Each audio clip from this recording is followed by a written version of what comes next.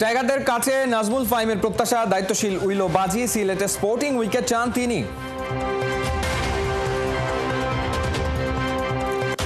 Pace attack দিয়েই বাংলাদেশকে চাপে ফেলতে চায় Zimbabwe. Blessing Muzarabani Trump card হতে পারে।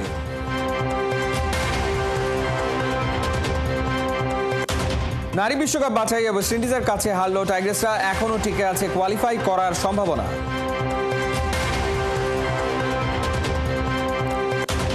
রিয়াল মাদ্রিদ লিখতে পারল না কামব্যাকের কোনো গল্প, আর্সেনালের কাছে হেরে চ্যাম্পিয়ন্স লিগ থেকে বিদায় নিল।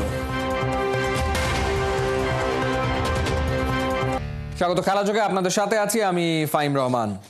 গামিনী ডি সিলভা পরিচর্যা করছেন, তবুও সিলেটের পিচে একদম গ্রিনিশ। তবে কি পেস বান্ধব উইকেটেই হচ্ছে বাংলাদেশ জিম্বাবুয়ে টেস্ট? বিসিবির cricket operations chairman Nazmul Abedin Fahim চান স্পোর্টিং উইকেট। টেস্ট সিরিজে ব্যাটারদের কাছে আরো দায়িত্বশীল উইলো বাজি আশা করছেন এই পরিচালক। সৈফুল রূপকের রিপোর্ট।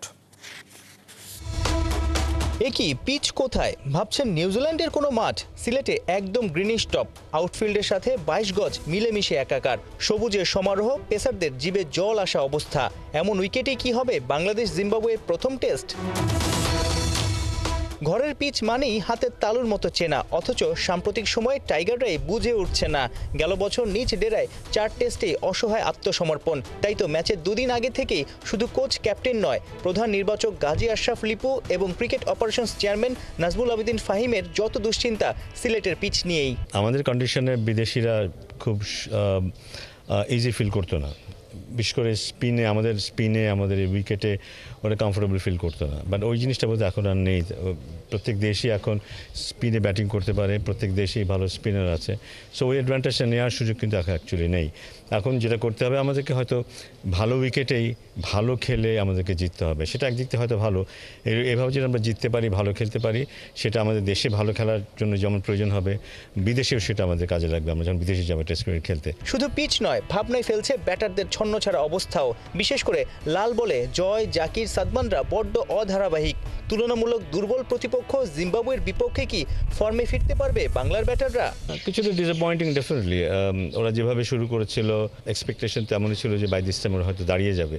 বাট অনেক সময় কারো সময় লাগে এবং সময়টা দিতে হয়। আমরা দেখেছি কারো ক্ষেত্রে কিন্তু সময় দেওয়ার পর আমরা দেখেছি সেটা ইতিবাচক রেজাল্ট এসছে। আমাদের দেশে আনফর্চুনেটলি আমরা যথেষ্ট পরিণত খেলোয়াড়দেরকে কিন্তু জাতীয় দলে নিয়ে আসতে পারি না। পরিণত হওয়ার আগেই ওদেরকে জাতীয় দলে নিয়ে আসতে হয়। তো ওই সুযোগটা অনেক সময় দিতে হয়। অনেক সময় কারো ব্যাপারে এমনটা দাঁড়ায়, ব্যাপারটা ফেল করলেও ভেতরে আপনার গাট ফিলিং বলবে যে না, ওর মধ্যে এখনও সেই জিনিসটা আছে, ও হয়তো পারবে। অনেকের ব্যাপারে আবার সেই গাট ফিলিংটা কাজ করে না, হয়তো কিছুদিন খেলার পরে বোঝা যায় না ওকে দিয়ে হবে না। সো আমার মানে যাদের ব্যাপারে গাট ফিলিংটা সেরকম হয় যে হ্যাঁ ওদেরকে দিয়ে হবে, আমার মনে হয় ওদেরকে সুযোগ দেওয়া প্রয়োজন, কোনো এক সময় ওদের দাঁড়িয়ে যেতে পারে। জিম্বাবুয়ের বিপক্ষে একচেটিয়া দাপট দেখতে চায় বিসিবি। রিশাদ হোসেন ঠিক যেমন দাপট দেখাচ্ছেন পিএসএলে, পরপর 2 ম্যাচে 3টা করে উইকেট। ক্রিকেট অপারেশনস চেয়ারম্যান বড় স্বপ্নই দেখছেন এই লেগ স্পিনিং অলরাউন্ডারকে নিয়ে। ওর সাথে কালকে কথা হয়েছে এবং ও খুব ফোকাসড আছে। ভালো রেজাল্ট করাটা খুব জরুরি। শুরুতেই ও ভালো খেলেছে, ওটা ওকে কনফিডেন্স দেবে, দলে ওর জায়গাটা একটু শক্ত করবে, যেটা ওর জন্য খুব জরুরি ছিল।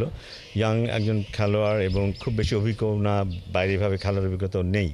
সো আমি আশা করবো যে এটাকে দারুণভাবে কাজে লাগাবে। যখন ফেরত আসবে আমরা অন্য এক রিশাদকে পাবো এবং আরও পরিণত এক রিশাদকে হয়তো আমরা পাবো। বৃহস্পতিবার সিলেটে বিকেলের সেশনে অনুশীলন করেছে টাইগাররা। ওয়ার্ম আপ আর ফিল্ডিং সেশন উন্মুক্ত থাকলেও ব্যাট বলের প্র্যাকটিস করেছে ক্লোজ ডোরে। অর্থাৎ জিম্বাবুয়েকে পর্যুদস্ত করার রণকৌশল মিডিয়ার সামনে সাজাতে আগ্রহী নয় টিম বাংলাদেশ। সাইফুল রূপক, 71, সিলেট। নিজেদের পেস অ্যাটাকের মাউন্টেন দিয়েই টাইগারদের চাপে ফেলতে চায় জিম্বাবুয়ে। 6 ফুট 8 ইঞ্চির ব্লেজিং মুজারাবানি হতে পারেন ট্রাম্প কার্ড, সিলেট টেস্টে গড়ে দিতে পারেন বড় পার্থক্য।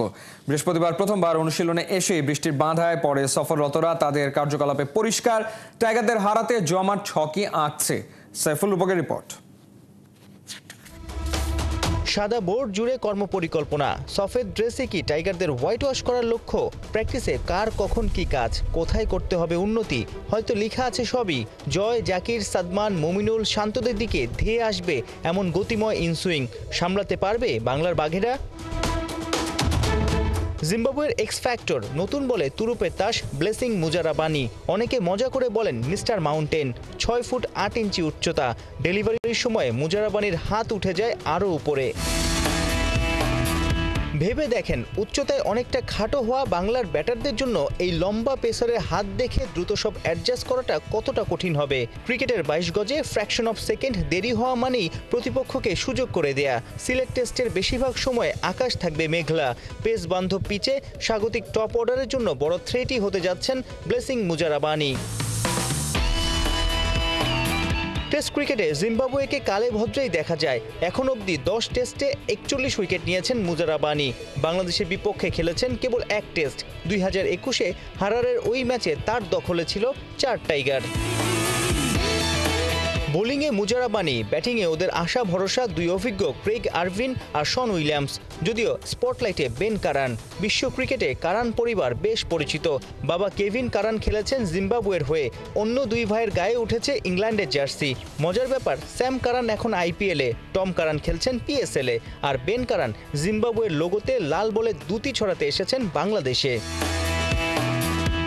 স্বাগতিকদের কঠিন পরীক্ষায় ফেলতে চায় জিম্বাবুয়ে। যদিও প্রথম দিনের ট্রেনিংয়েই বৃষ্টির বাঁধা। কেবল মিনিট 40-এর মতো ট্রেনিং করতে পেরেছে আফ্রিকার দেশটা। সাইফুল রূপক, ৭১, সিলেট। দারুণ টেস্ট মেজাজ, উইকেট আঁকড়ে পড়ে থাকার সক্ষমতা, সঙ্গে সুপার টেকনিক। জিম্বাবুয়ের বিপক্ষে নজর কাড়ার অপেক্ষায় উইকেট কিপার ব্যাটার মাহিদুল অঙ্কনকে নিয়ে দারুণ আশাবাদী অলরাউন্ডার মেহেদী হাসান মিরাজ। সুযোগ পেলে অঙ্কন বাজিমাত করবে, এমনটা বিশ্বাস করেন সাবেক নির্বাচক ও কোচ হান্নান সরকার। নাইয়ান বিন জসিমের রিপোর্ট। টেস্টে বাংলার সেরা উইকেট কিপার ব্যাটার মুশফিককে টপকে মাহিদুল অঙ্কন সফল বল ধরার চ্যালেঞ্জে। মজার এই ছবিটার মতোই অঙ্কন বাস্তবেও হয়তো চাইবেন সাদা পোশাকে মুশিকে টপকে যেতে। জিম্বাবুয়ের বিপক্ষে হোম সিরিজে অবশ্য অঙ্কনের সুযোগ মিলেছে আরেক উইকেট কিপার ব্যাটার লিটনের পিএসএল খেলতে যাবার কারণে। আপাতত অঙ্কনের পৌষ মাস, লিটনের সর্বনাশ। ইনজুরিতে পড়ে লিটন পাকিস্তান থেকে ফিরেছেন দেশে। জিম্বাবুয়ের বিপক্ষে এলকেডি থাকবেন দর্শকের ভূমিকাতে। অঙ্কন কি পারবেন উইলোর জাদুতে দারুণ একটা স্মৃতি আঁকতে? টেস্টে মাহিদুল অঙ্কনের আসলে যে ইনক্লুশনটা বা তিনি যেভাবে আসলে এগিয়ে যাচ্ছেন, তাকে আসলে কোন জায়গাটা দেখছেন, বা এই সিরিজটা তার জন্য আসলে কতটুকু গুরুত্বপূর্ণ আপনার কাছে মনে হয়?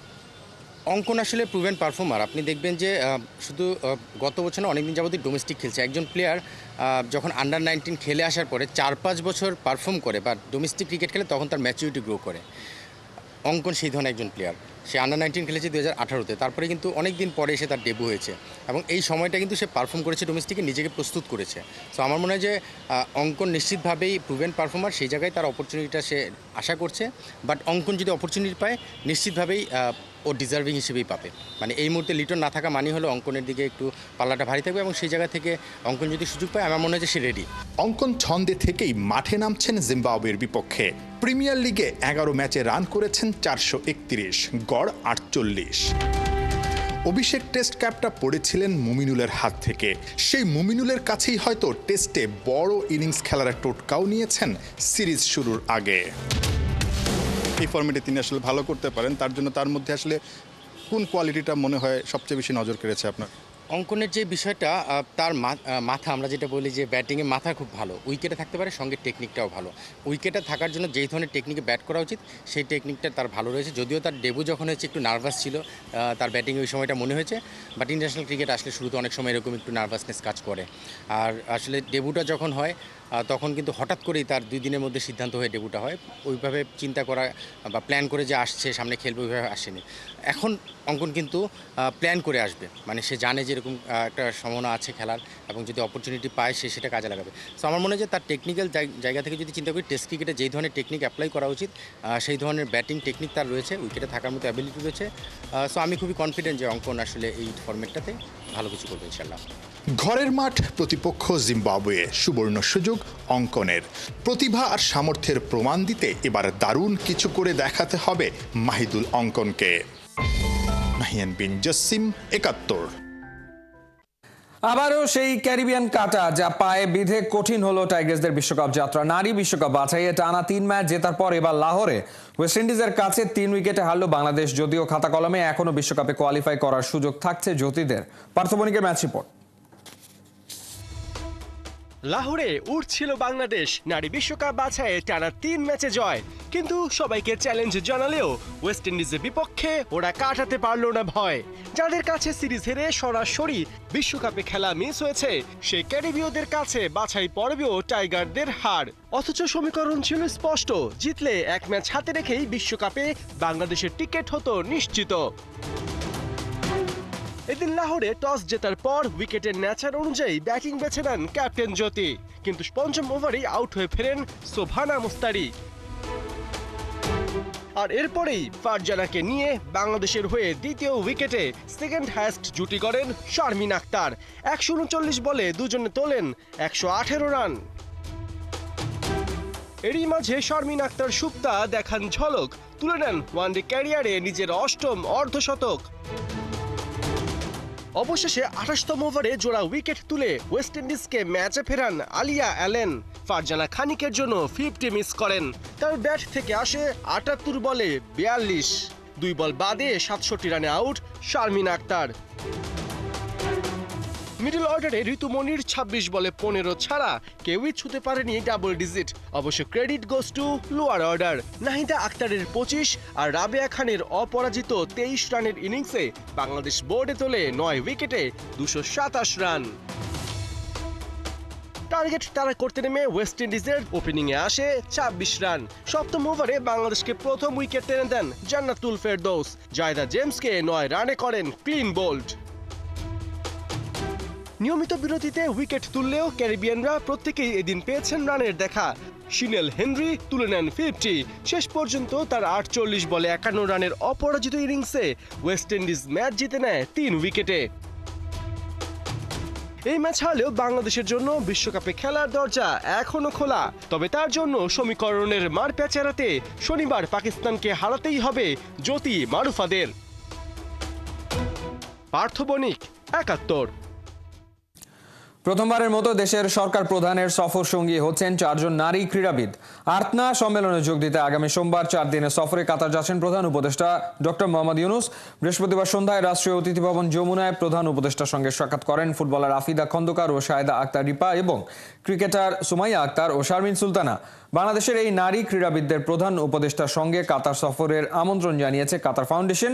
আর্তনা সম্মেলনে যোগ দিতে আগামী সোমবার 4 দিনের সফরে কাতার যাচ্ছেন প্রধান উপদেষ্টা ডক্টর মোহাম্মদ ইউনুস।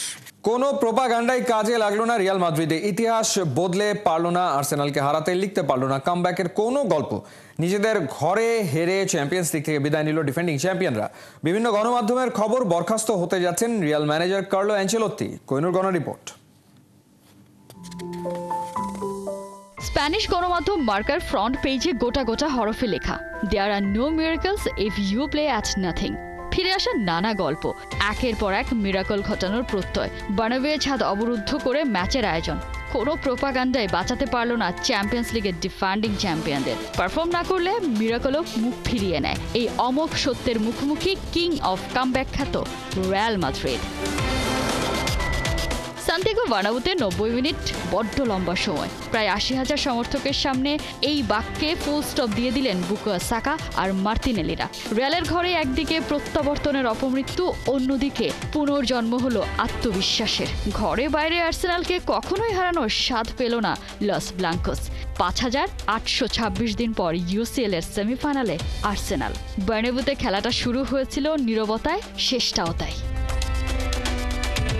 এই হারের পরই শুরু হয়ে গেছে পোস্টমর্টেম। ছুরিকাচির নিচে চলতি সিজনের রিয়ালের পারফরমেন্স আর কার্লো আনচেলোত্তি। 2019-20 সিজনের পর আরও একবার সেমিফাইনালে উঠতে ব্যর্থ হলো রিয়াল মাদ্রিদ। স্প্যানিশ লা লিগাতেও শিরোপাটা প্রায় হাতছাড়া হয়ে বসে আছে। ধারণা করা হচ্ছে আর্সেনালের কাছে ব্যাক টু ব্যাক হার, 2 লেগে 5-1 গোলের ব্যবধান কাল হয়েছে আনচেলোত্তির জন্য।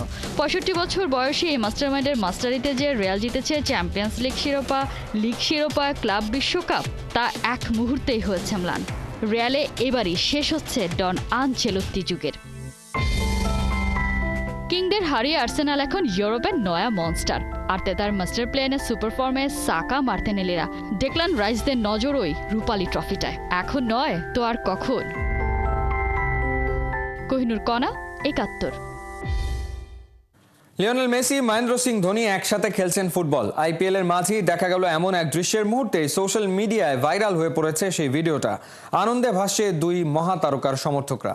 হাসান সজীবের রিপোর্ট। এক পাশে লিওনেল মেসি, আরেক পাশে মহেন্দ্র সিং ধোনি। ফুটবল ও ক্রিকেটের দুই মহাতারকা একই ফ্রেমে একসাথে খেলছেন ফুটবল। এরকম দৃশ্যের কখনো কল্পনা করেছেন, যেখানে মেসি জাগলিং করতে করতে পাস দিচ্ছেন ধোনিকে, মাহিও নিজের ফুটবল স্কিল দেখাচ্ছেন আকর্ষণীয়ভাবে। স্কুল জীবনে গোলকিপার থেকে উইকেট কিপার বনে যান আজকের ধোনি। ক্রিকেটে জয় করেন বিশ্বকাপ। লোকমনে কৌতূহল, প্রশ্ন, ধোনি যদি ক্রিকেট না খেলে ফুটবল খেলতেন তবে কি এতটা জনপ্রিয়তা পেতেন? সে যাই হোক, ক্রিকেট নিয়ে ডুবে থাকলেও এখনো ফুটবলের প্রতি প্রেম, ভালোবাসা কিংবা স্কিল ফুরিয়ে যায়নি মাহির। তারই একটা দৃষ্টান্ত যেন মেসির সঙ্গে একসাথে ফুটবল খেলা।